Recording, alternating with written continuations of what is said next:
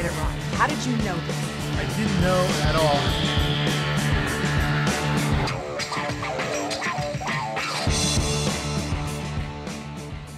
Live boldly, live well, just live. Now that's the message in Me Before You, based on the best-selling novel that reduced grown men to tears. And so will the movie, thanks to Game of Thrones' Emilia Clarke and The Hunger Games' Sam Claflin. How do you see the subject of Me Before You? How would you describe this movie? Emilia, we will start with you.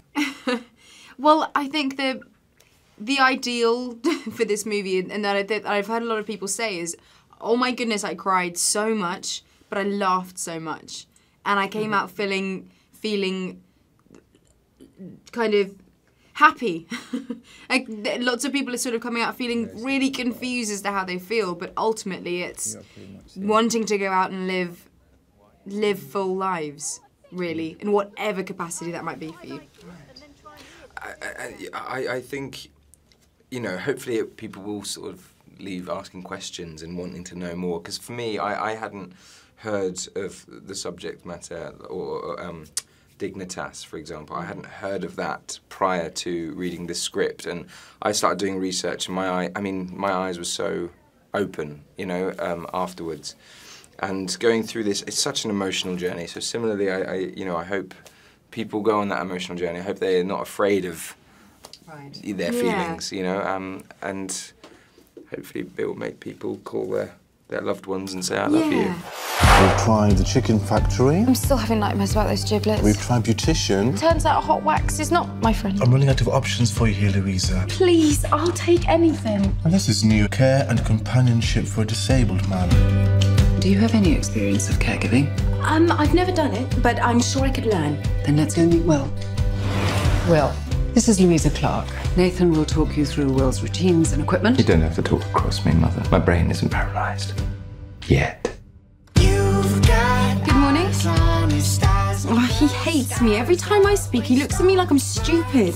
To be fair, you are pretty stupid. Yeah, but he doesn't know that yet. Well, it's very unusual for the author of a best-selling book to also write the screenplay. Yes. So how did this come about?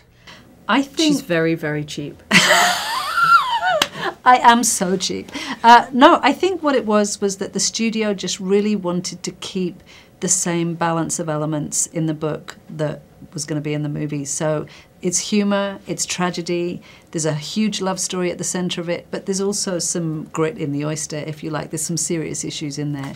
And it's such a finely balanced thing that I think they felt that having me on board would give it the best chance of maintaining that. And I would add to that the characters. The characters themselves are so crystal clear in the book, and I think they've felt it very, very strongly that they wanted Jojo to be part of the creation of the characters for the movie. I promised my parents 6 months, and that's what I've given them. But that was before me. I want him to live, but only if he wants to live. We can't just let this happen. You can't change who people are. I mean, what can you do? You love them. And if you hurt me, I don't want you to miss all of the things that someone else could give you. I can make you happy. I have become a whole new person because of you. Do you know something, Clark? You are pretty much the only thing that makes me want to get up in the morning. Wait for me to come.